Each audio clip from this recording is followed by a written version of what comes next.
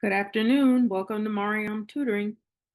Today we're going to go over just a really short, really quick lesson on long division. Before we get into long division, we're going to start with pretty basic division, just a couple of smaller numbers, and we're going to go over what each part of the division equation is. It's important to know that when you're solving any problem because otherwise you go into it a bit confused as to what exactly am I working with.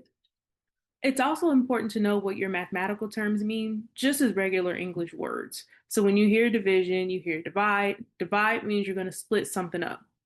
That's what you're doing. You're taking one number and you're splitting it into an equal number of parts. The number that we're splitting here is 24. These are two different ways that you can write a division equation. So we'll start with 24. Again, that's the number that's being split up into a certain number of parts. That's what's called your dividend. Now, the number of equal parts that you're going to be splitting it into is 3. That's your divisor. Whatever answer you end up with, that'll be here. That's called your quotient. So we have dividend, divisor, and quotient.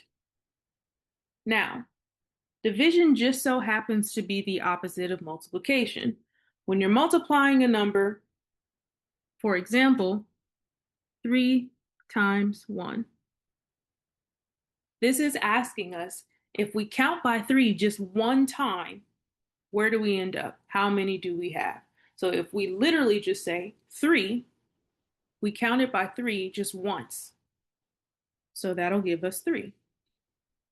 Add another 3, or if we count by 3 2 times, that goes 3, 6. So 3 times 2 equals 6.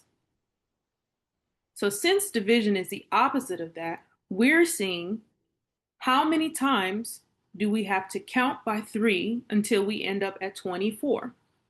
So if we keep multiplying, 3 times 3, if we add another 3 or count 3 3 times, that goes 3, 6, 9. We'll do it again with 3 times 4. We're counting by 3 4 times. We're adding 3 more. 3, 6, 9, 12. We'll keep going because we're not quite at 24 yet. 3 times 5. We'll add another 3. We'll count by 3 5 times. That'll go 3, 6, 9, 12, 15. We'll keep going. 3 times 6. We'll count by 3 again. We'll add 3 more. That'll give you 18. We'll keep going. 3 times 7 equals 21. We're almost there. Now we're in the 20s. 3 times 8 equals 24. That's what we're looking for. Our dividend is 24. 3 times 8 equals 24. So since we're working backwards, we've identified our dividend.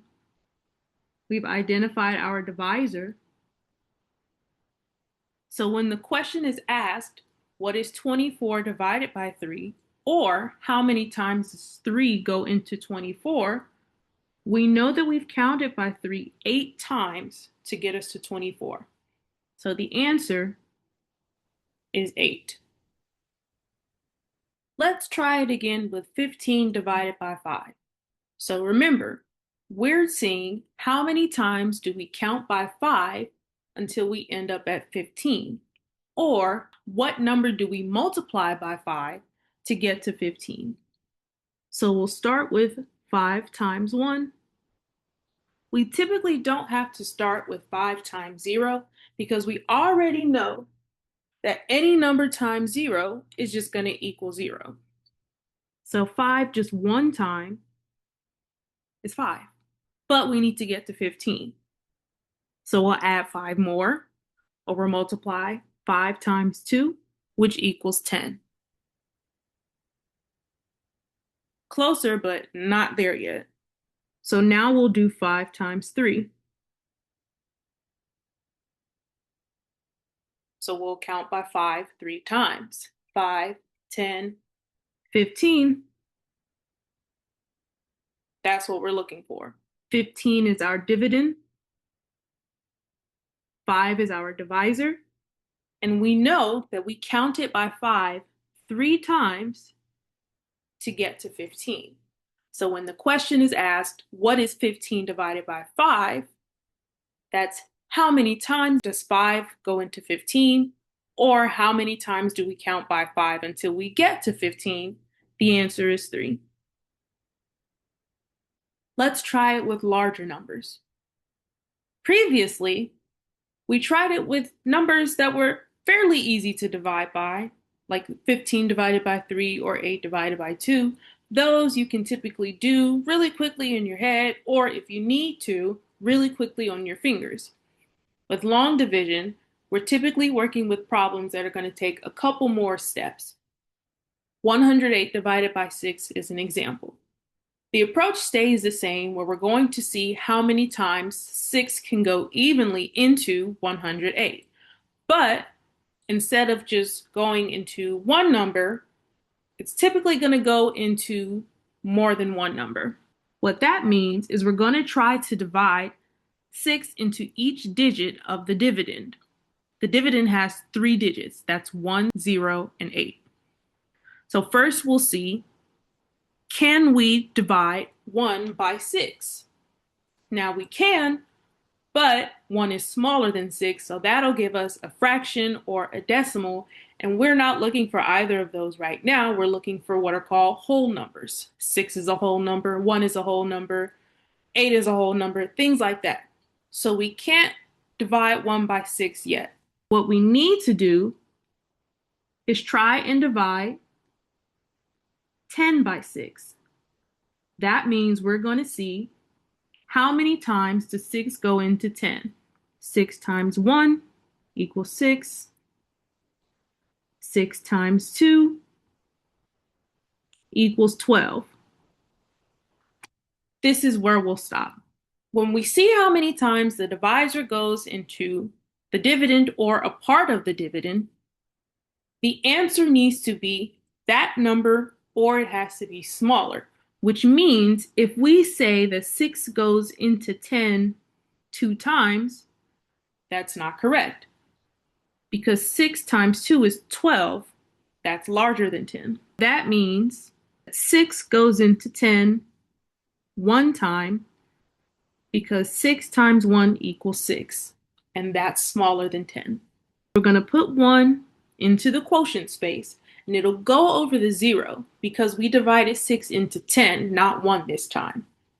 The next step is to pretty much work backwards.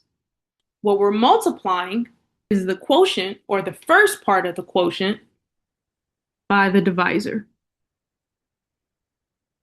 which is going to be 1 times 6. That equals 6. That's what we found here.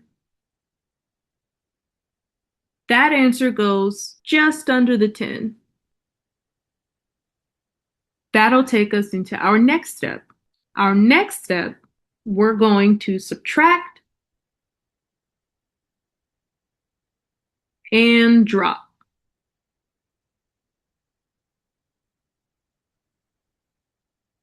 We're going to subtract 10 minus 6, and we'll drop down this 8 because we'll need it for the rest of our answer. So we'll drop down the 8 first, then we'll move over to 10 minus 6. 10 minus 6 equals 4. At this point, we're going to start over and repeat the steps, starting with divide. Now we're doing 48 divided by 6. We'll find that by counting how many times 6 goes into 48. We know that 6 times 1 equals 6. We know that 6 times 2 equals 12. So we'll keep going until we find ourselves at 48. So 6 times 3 equals 18. 6 times 4 equals 24. 6 times 5 equals 30. 6 times 6 equals 36. 6 times 7 equals 42. 6 times 8 equals 48. We found our answer. We'll put our 8 above the 8. We'll keep going through the cycle. We just divided. Now we're back to step 2, which is to multiply. We're going to multiply 8 times 6, which we just found. We know that's 48. Now that we've multiplied, we're back to step 3, which is to subtract and drop. We don't have anything after the 8 for us to drop, so we're just going to subtract. 48 minus 48 equals 0. We have our answer. 108 divided by 6 equals 18. Let's see if you can use these steps and solve this problem on your own. 76 divided by 4. Thanks for watching.